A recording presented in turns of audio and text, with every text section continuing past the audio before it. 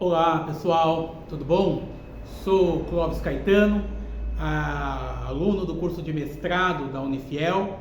Em primeiro lugar, quero cumprimentar todos que vão ver um pouquinho da minha explanação, né? Um pouquinho desse debate, né? Que sempre é importante a gente fazer, até porque as aulas de direito e as discussões do direito, elas são discussões de debates, né? Elas são discussões que elas não têm um ponto final, né? E dentro desse campo da discussão que não tem um ponto final, né? Eu quero falar hoje um pouquinho sobre a inviolabilidade, né? Do direito do preso, né? Então, dentro da inviolabilidade do direito do preso, o tema principal do meu trabalho, qual que é? A imagem do preso, né? A inviolabilidade da imagem da pessoa que está presa, né? A inviolabilidade da imagem, da imagem da pessoa que está presa. Por que esse tema é de extrema importância e por que eu escolhi esse tema? Vendo as diversas reportagens no dia a dia, uma pessoa às vezes presa pela polícia, né, sendo levada até a delegacia e tendo a sua imagem exposta, né, sem ter aí no mínimo aí uma discussão para saber se ele é condenado ou se ele não é condenado, né? E por conta disso, se ele tivesse condenado, será que a imagem dele poderia ser exposta e aquela reportagem fazendo aquelas imagens e ele ali na mão junto com o policial e o policial o conduzindo, né, até o lugar que ele vai fazer depoimento ou levando ele para uma audiência ou para onde for, expor a imagem dessa pessoa, né? A pergunta que fica no ar é: a imagem da pessoa presa, ela pode ser violada? Ou seja, ela pode ser exposta? Essa pergunta é o tema do debate, da discussão. Para alguns aulas, como eu disse, o direito, ele não tem um ponto final, né? Ele tem esse gostinho de quero mais, né? E aí, para a gente discutir a inviolabilidade dessa pessoa que está presa, primeiro eu quero me ater ao que é inviolabilidade. O que é inviolabilidade, né? A inviolabilidade, de acordo com o dicionário jurídico, né? Ela nada mais é do que a violação, né? É a invasão, né? É aquela situação em que você não permite, mas as pessoas expõem você. Então essa inviolabilidade, na internet a gente tem visto isso constantemente, né? Até porque a imagem das pessoas parece que virou algo que você expõe a qualquer momento, de qualquer jeito, tal, né? E a imagem, ela é algo muito importante, porque ela está dentro do direito de personalidade inserido no artigo 5º da Constituição, que fala que o direito de personalidade relacionado à imagem é um direito inviolável, a ponto de, se violarem, tem que te pagar indenização. Olha que coisa! Tem que te pagar indenização. Por que tem que te pagar indenização se invadirem a sua imagem aí, se atropelarem o seu direito de imagem, né? O que é imagem? Imagem é isso aqui que vocês estão vendo, né? Mas o dicionário ele fala sobre imagem de uma forma. Se for de filosofia, a gente vai ter uma lição de Platão sobre imagem, né? Imagem é o abstrato, né? Segundo Platão, né? Segundo Platão, imagem é um abstrato, né? E aí a gente vai indo dentro desse debate importante e vamos discutindo o que é o direito de personalidade. E dentro do direito de personalidade, onde eu acabei de dizer que a gente discute a imagem, que é um direito aí assegurado dentro do artigo 5º, que está dentro das garantias constitucionais aí do indivíduo e também da coletividade, né? É uma garantia, né? E quem é a pessoa do preso, né? A pessoa foi presa, aí você tem aquela pessoa que ela vai presa em flagrante, né? Que é um preso, que é uma espécie a lei, ela coloca a pessoa que é presa em flagrante de uma forma, por isso que ela dá as condições de flagrância, né? Tem o preso, que ele é preso por não pagar alimentos, que é outra condição para ser preso, né? A dívida de alimentos, né? Aí tem o outro preso, que é aquele que é o preso provisório. Aí tem aquele preso também, né? Que ele, de certa forma, ele obstruiu a justiça ou alguma coisa do gênero, ele tem uma prisão preventiva, né? Aí tem também aquele preso da execução, né? Cumpriu, terminou o processo, agora executa-se para prender, né? Tem esse outro preso. Então, assim, são os vários casos da pessoa presa. Mas a pergunta que eu faço é, essa pessoa presa, ela pode ter a sua imagem exposta? Ela pode ter sua imagem violada? Pode jogar ela na tela das televisões dizendo fulano é indiciado, ou fulano é indiciado por tal crime, ou por não pagar alimentos, né? E partindo dessa premissa, eu peguei 2 casos emblemáticos, né, mas atuais, que eu gostaria de discutir, já que foi para a mídia, já que foi para os jornais, já que saiu no Fantástico, né? Então vamos pegar também. Teve um rapaz de Osasco, né? Que ele teve ali mais de 11 condenações por estupro. E pasmem vocês, mas essas condenações por estupro que ele teve, foi reconhecido pelas vítimas a sua imagem. E como que as pessoas faziam, como que o poder público fazia, através dos investigadores, delegado, para apresentar a imagem dessa pessoa que era acusada de estupro? Como que se fazia?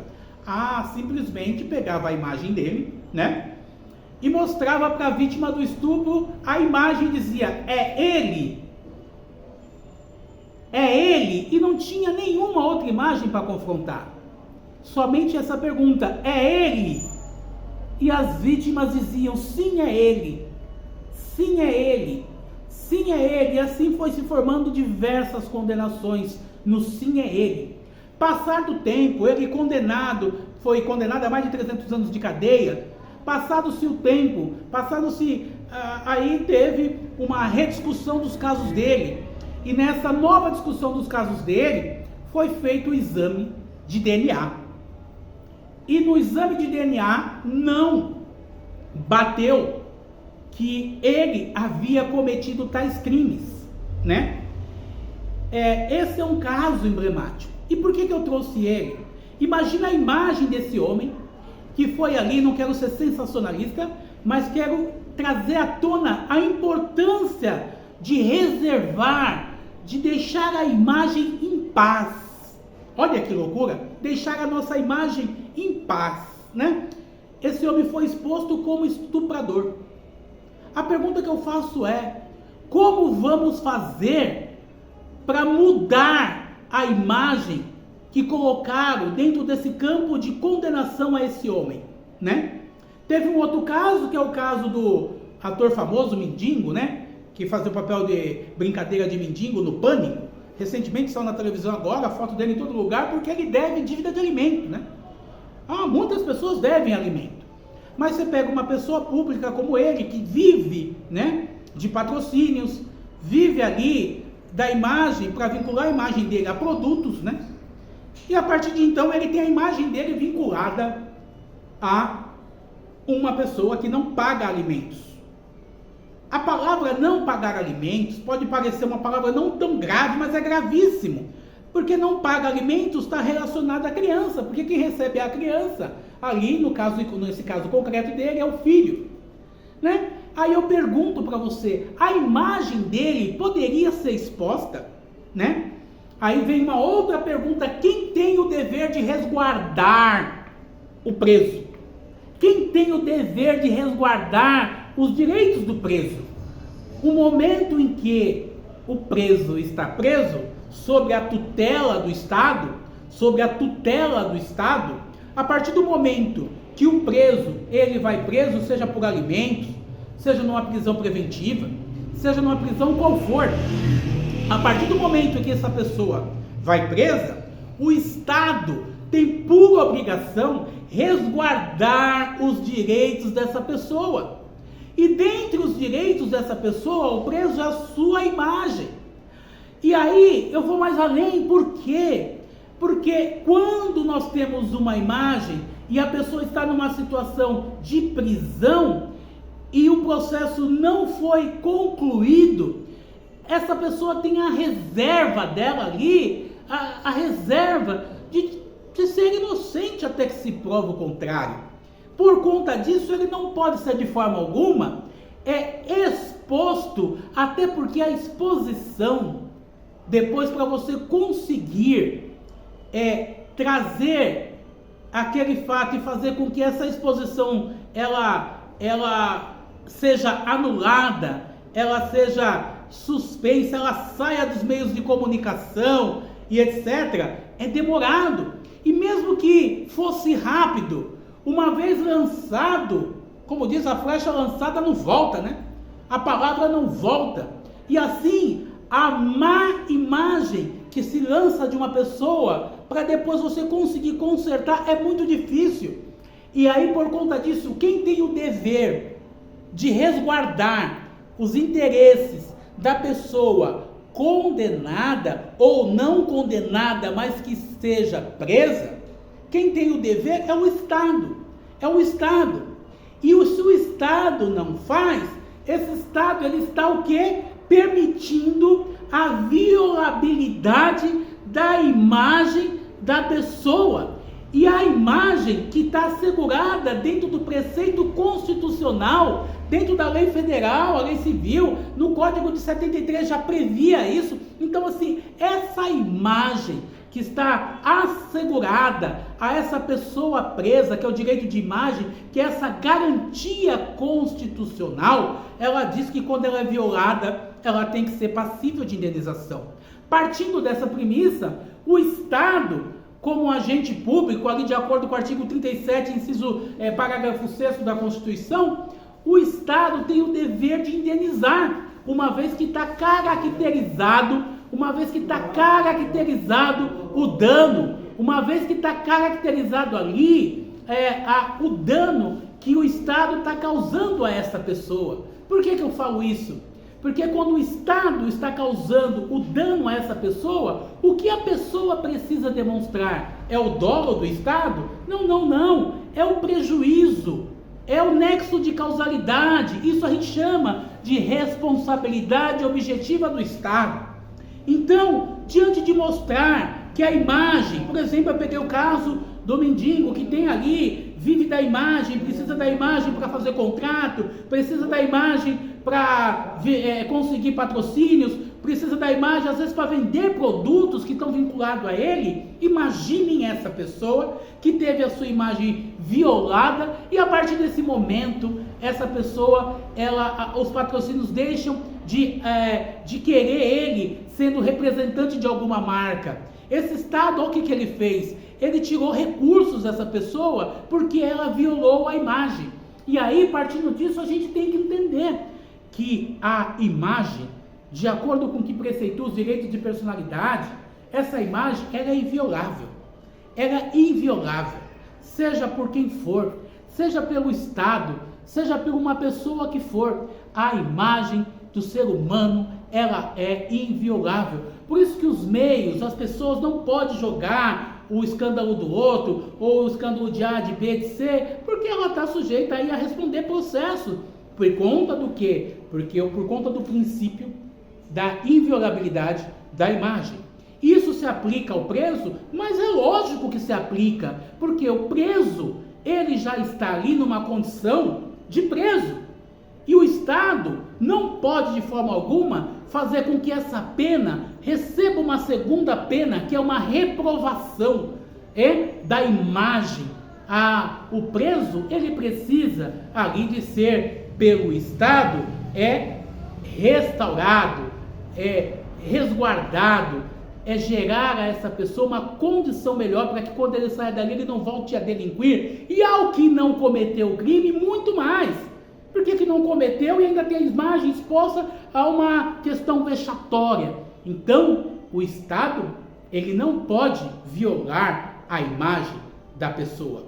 Então, por conta disso, é que se deu esse trabalho que eu venho aqui, nesses poucos minutos, dizer para vocês sobre a inviolabilidade da imagem da pessoa presa.